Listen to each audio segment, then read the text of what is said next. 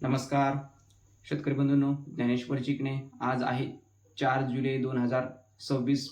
राज्यामध्ये मोठ्या क्षेत्रावर देखील मोठ्या प्रमाणावर देखील पाऊस पडणार आहे आणि अत्यंत कमी पाऊस देखील आहे. जे की पाऊस शेतकऱ्यांना आपल्या शेतीसाठी पाऊस उपयुक्त आहे. पाऊस पाहिजे तिथे पाऊस पडणार आहे का नाही हे पण आपण अंदाजामध्ये आज सांगणार आहोत. तर एका बाजूला खूप मोठ्या प्रमाणामध्ये शेतकरी बंधूंनो ह्या भागामध्ये पाऊस पडणार आहे. तर आज आणि उद्या 2 दिवसामध्ये नंदुरबार, धुळे, नाशिक या जिल्ह्यामध्ये देखील जोरदार ते अतिजोरदार पाऊस पडणार आहे. तसेच जळगाव जिल्ह्यामध्ये देखील जोरदार ते अतिजोरदार पाऊस. अहिल्यानगरचा उत्तरेकडचा भाग, अकोले, संगमनेर, शिर्डी, राहाता या भागामध्ये देखील जोरदार पाऊस. ठाणे, मुंबई, पालघर इथं सुद्धा जोरदार ते अतिजोरदार पाऊस पडणार आहे 2 दिवसामध्ये. आणि शेतकरी बंधूंनो, हा पाऊस 2 दिवसाच्या नंतर म्हणजे आज 4 आणि 5 तारखेला पाऊस पडणार. परत अजून 6 तारखेला थोडासा पाऊस कमी, परत अजून 7 तारखेला अजून परत पाऊस पडणार. एकंदरच अशी परिस्थिती ही या भागामध्ये म्हणजेच खानदेशमध्ये ही 7 तारखेपर्यंत पाऊस पडणार आहे. 7 ते 8 तारखेपर्यंत येते. तर जळगाव सुद्धा मोठ्या प्रमाणामध्ये जोरदार ते अतिजोरदार पाऊस पडणार. एकंदरच ह्या भागामध्ये अहिल्यानगरचा उत्तरेकडचा भाग, श्रीरामपूरपासून आणि राहाता संगमनेरपासून उत्तरेकडचा भाग, जळगाव, धुळे, नाशिक ह्या भागामध्ये जवळपास 7 तारखेपर्यंत 200 ते 300 मिलीमीटर पर्यंत देखील पाऊस जाण्याची शक्यता आहे. जास्त सरासरी 200 मिलीमीटर धरून चला, 200 मिलीमीटर पर्यंत पाऊस जाण्याची शक्यता आहे. 200-300. तर इकडे छत्रपती संभाजीनगर ह्या भागामध्ये देखील सायगाव, सिल्लोड ह्या भागामध्ये, कन्नड ह्या भागामध्ये देखील जोरदार पावसाची शक्यता आहे. तसेच आणि जालन्याचा जो उत्तरेकडचा भाग आहे, भोकरदन, जाफराबाद इथे सुद्धा जोरदार पावसाची शक्यता आहे. पुढील 3-4 दिवसांमध्ये आज देखील जोरदार पावसाची शक्यता आहे. आणि परभणी, सेलू, जिंतूर इथे देखील सरी पद्धतीचा पाऊस किंवा 15-20 मिनिटाचा पाऊस, अर्धा तासाचा पाऊस, मध्यम ते काही ठिकाणी जोरदार देखील पडण्याची शक्यता आहे 7 तारखेपर्यंत.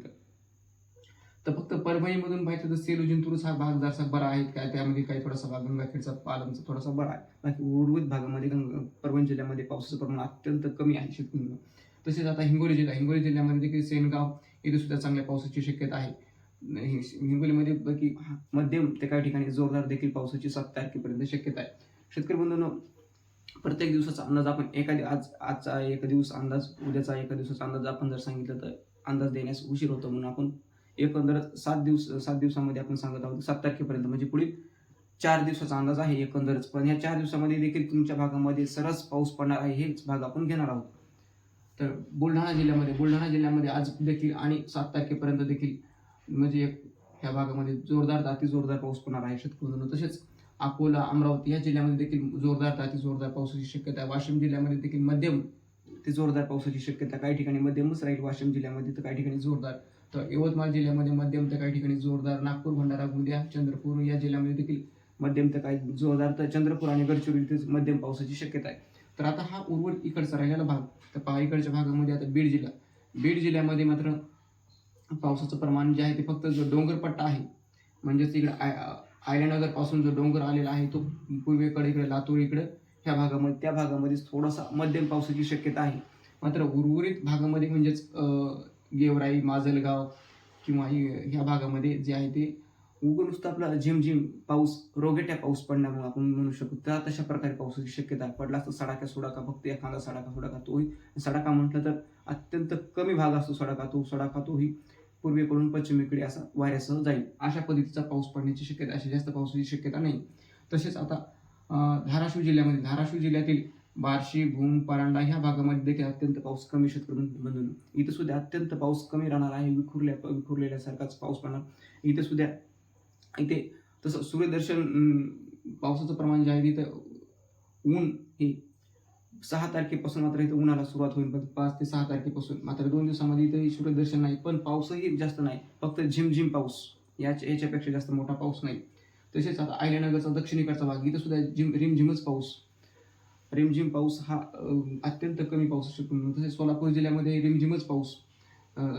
तर आणि नांदेडचा पूर्व भाग, आता बिलोली, धर्माबाद, उदगीर या भागामध्ये थोडासा मध्यम पावसाची शक्यता आहे. काही ठिकाणी हलक्या तर काही ठिकाणी मध्यम पावसाची. आता सांगली जिल्ह्यामध्ये मध्यम तर काही ठिकाणी जोरदार पावसाची शक्यता. सांगली जिल्ह्याचा जो पूर्व भाग आहे जत, इथे मात्र हलक्याच पावसाची काहीतरी पावसाची शक्यता. मात्र पश्चिमेकडचा भाग आहे त्यामध्ये इस्लामापूर, विटा ह्या भागामध्ये जोरदार ते अतिजोरदार देखील पावसाची शक्यता आहे.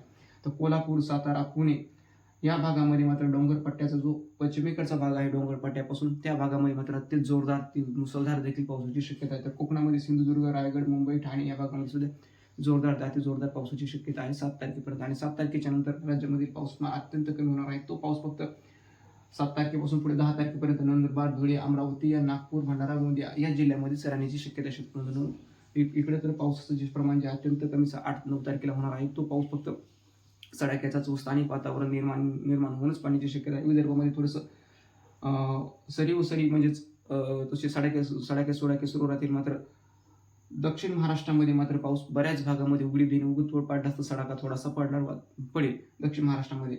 आणि 10 तारखेच्या नंतर मात्र इकडे चांगलं ऊन पडून उन्हामधूनच जर तापमानामधून पाऊस पडला तर काही ठिकाणी जोरदार पाऊस पडेल. तोही जोरदार पावसाची शक्यता कमीच आहे. स्थानिक वातावरण तयार होऊन तेही, पण त्याच्यामध्ये शाश्वती नसते शेतकऱ्यांनो.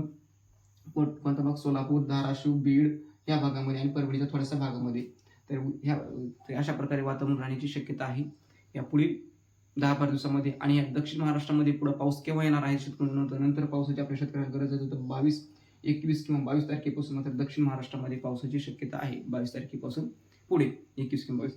तर ही पाऊस कशामुळे वगैरे सरकलाय, पाऊस इकडे कशामुळे पडत नाही, ट्रफ रेखा ज्या शेतकऱ्यांना ट्रफ रेखा आहे गुजरात, मध्य प्रदेश, उत्तर भारतामध्ये ट्रफ रेखा गेलेली आहे. उत्तर भारतामध्ये गुजरात, मध्य प्रदेश, दिल्ली, राजस्थान, हरियाणा ह्या राज्यामध्ये जोरदार ते अति जोरदार देखील पाऊस सध्याच्याला पडत आहे. आणि पाऊस देखील 22 तारखेपर्यंत तिथं वाढणार आहे. 21-22 तारखेपर्यंत आपल्याकडचा पाऊस हा दक्षिण महाराष्ट्रातला कमी होणार आहे. तर हा तर शेतकऱ्यांनो अंदाज. धन्यवाद.